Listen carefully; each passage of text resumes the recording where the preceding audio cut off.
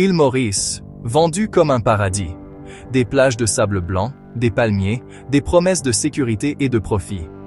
Mais comme la plante carnivore, la Dionée attrape-mouche, Dionaea muscipula, elle attire sa proie avec un doux nectar, pour ensuite refermer brutalement ses mâchoires. Dans ce film, nous montrons comment les habitants comme les étrangers tombent dans les mêmes pièges juridiques. Des histoires différentes, mais une même fin. Leurs maisons et leurs investissements se retrouvent vendus aux mêmes enchères. Île Maurice. Il suffit de prononcer le nom. Ça sonne moins comme un pays que comme un soin de spa de luxe, des plages immaculées, des lagons turquoises. Ce genre d'atmosphère détendue qui vous donne envie de troquer votre costume d'affaires pour un short que vous regretterez aussitôt d'avoir acheté. C'est agressivement vendu comme un paradis sur Terre, un havre stable et favorable aux affaires au cœur de l'océan Indien. Un endroit où vous pouvez placer votre argent, construire la maison de vos rêves et passer vos journées à siroter une boisson garnie d'un petit parasol totalement inutile. Et pendant un certain temps, on a vraiment l'impression que c'est le cas. Le soleil est doux, les gens sont accueillants et les opportunités d'investissement paraissent aussi abondantes que les champs de canne à sucre. Mais voici le problème avec les choses qui paraissent trop belles pour être vraies. Elles le sont rarement. Derrière les brochures brillantes et les avis 5 étoiles sur TripAdvisor se cache une vérité plus sombre. L'île Maurice, malgré toute sa beauté, fonctionne un peu comme une Dionée attrape-mouche. Oui, c'est exact, la plante carnivore. Commençons par chez nous, avec ceux qui connaissent le mieux l'île, les Mauriciens eux-mêmes. On pourrait croire que le fait d'être citoyen offrirait une certaine protection. Vous auriez tort. Terriblement, tragiquement tort. Voici une histoire d'horreur typiquement mauricienne appelée le Sail by Levy. Cela ressemble à un terme juridique ennuyeux que l'on survolerait dans un contrat, mais en réalité, c'est une guillotine juridique suspendue au-dessus de la tête de chaque propriétaire de l'île. En termes simples, c'est une procédure de recouvrement de dettes où un créancier peut saisir et vendre aux enchères votre bien immobilier. Et quand je dis enchères, je ne parle pas d'une vente glamour chez Sotheby's. Je parle d'une vente au rabais sur les marches du tribunal. Voici comment ce petit monstre fonctionne. Disons que vous devez de l'argent à quelqu'un. Cela pourrait être une banque. Cela pourrait être un partenaire commercial. Cela pourrait même être un particulier. Si vous ne pouvez pas payer, ils peuvent s'adresser à un juge et obtenir une ordonnance pour saisir votre bien. Maintenant, on pourrait penser qu'il existe des garde-fous. On pourrait croire que la dette devrait être importante. On pourrait croire que le tribunal veillerait à ce que le prix de vente soit équitable.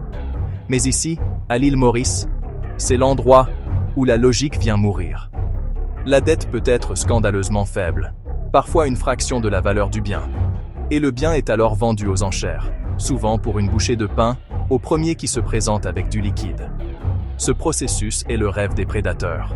C'est un raccourci express vers la ruine. Imaginez posséder une maison familiale valant des centaines de milliers de dollars.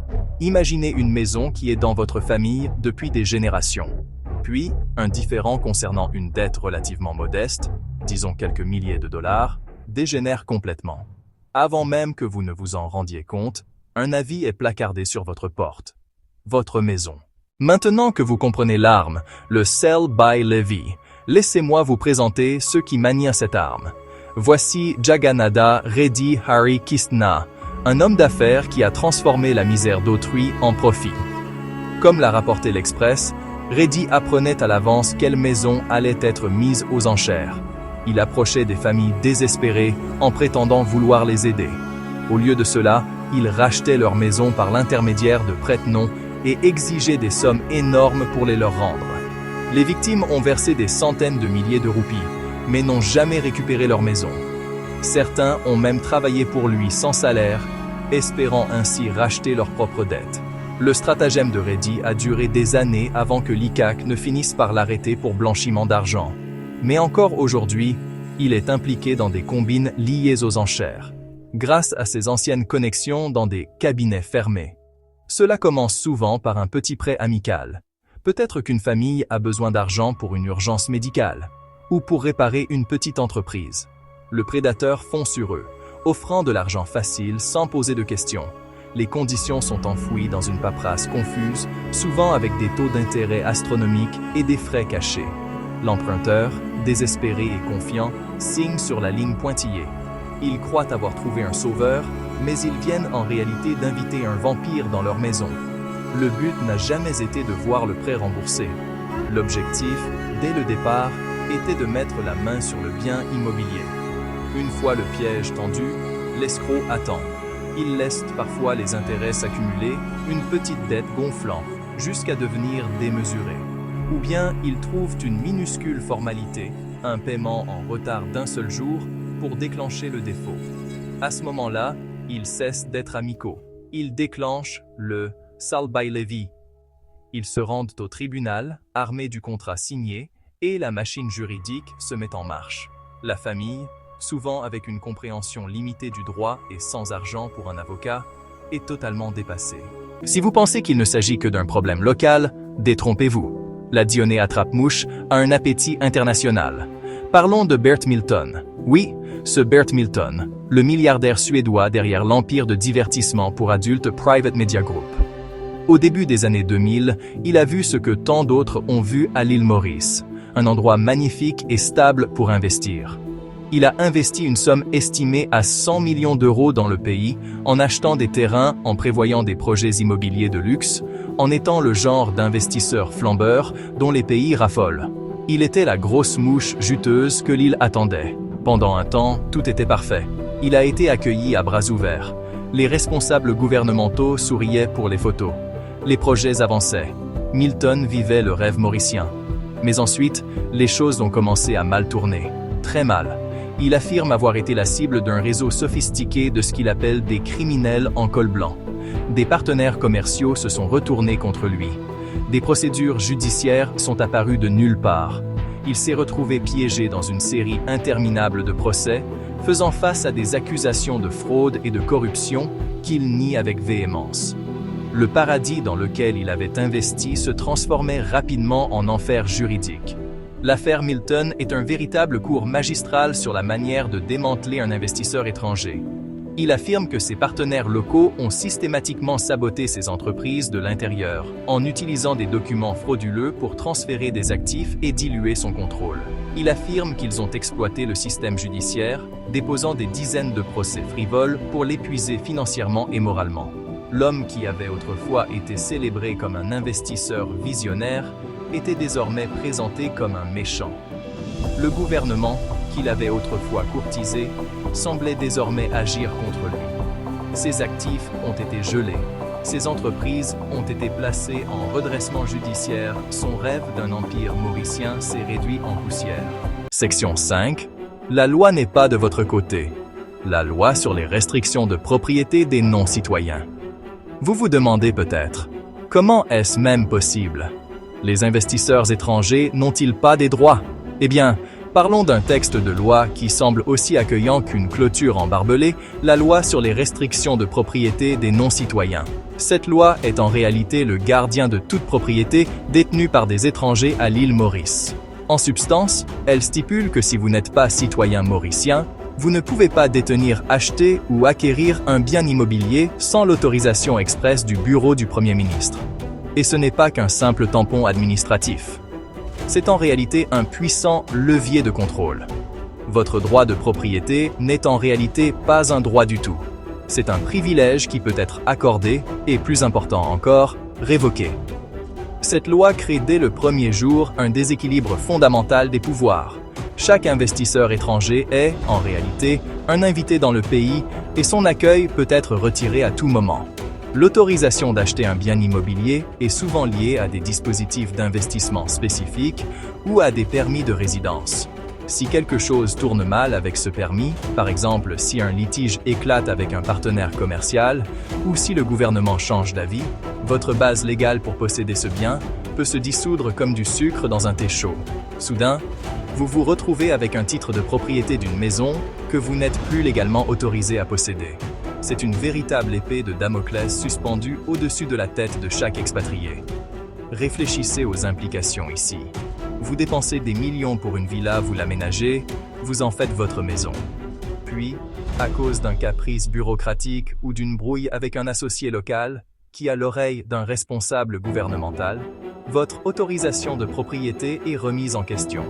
La loi sur les restrictions de propriété des non-citoyens peut être instrumentalisée.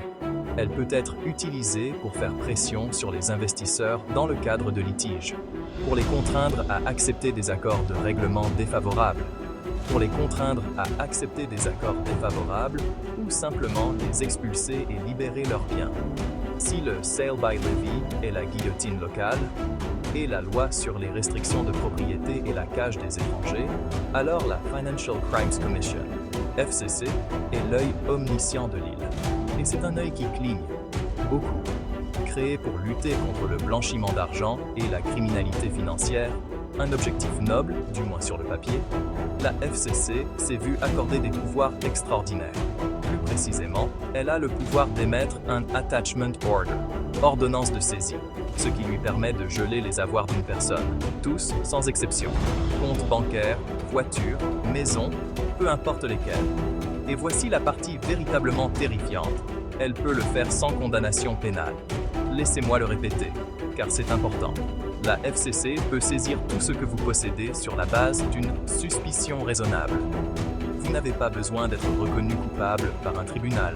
Vous n'avez même pas besoin d'être officiellement inculpé d'un crime.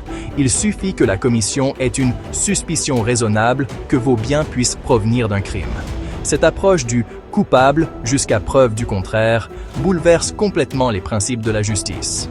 Votre vie peut être financièrement paralysée au gré du caprice d'un bureaucrate. Vous vous retrouvez sans accès à votre argent, incapable de payer vos factures, votre prêt immobilier ou même vos avocats pour contester la saisie elle-même. Inimaginable.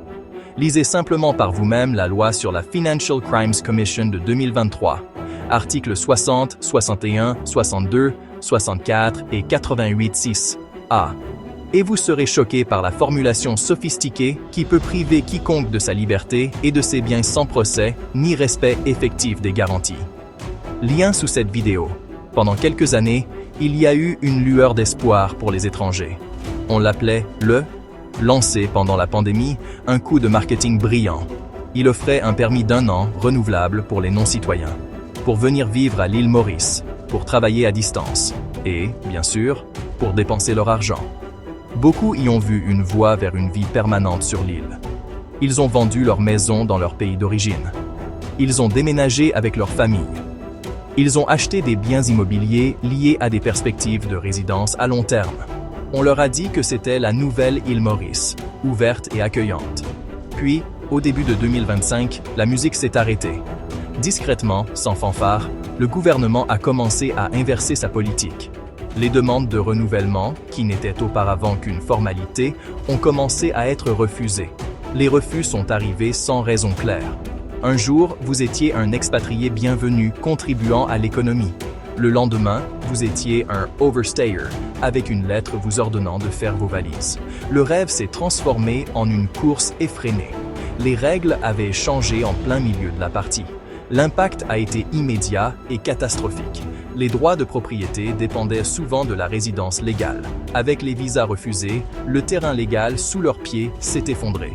Ils se retrouvaient désormais en infraction avec la loi sur les restrictions de propriété des non-citoyens. Ils possédaient des maisons qu'ils n'étaient plus légalement autorisés à détenir. Et ils n'étaient plus légalement autorisés à rester dans le pays. Ils étaient piégés.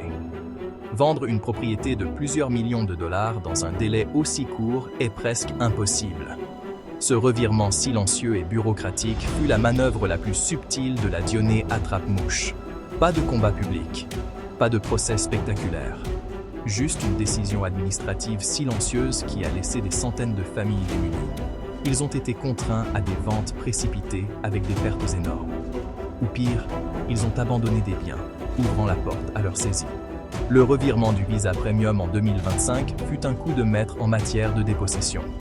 Un rappel. À l'île Maurice, le paillasson d'accueil peut vous être retiré sous les pieds. Tout investissement que vous faites peut être construit sur du sable mouvant. À présent, vous devriez voir le schéma. Une famille locale, un milliardaire suédois, un nomade numérique expatrié. Ils semblent venir de mondes différents, mais à l'île Maurice, Ils finissent tous sur le banc des enchères. Les mécanismes diffèrent, le résultat est identique.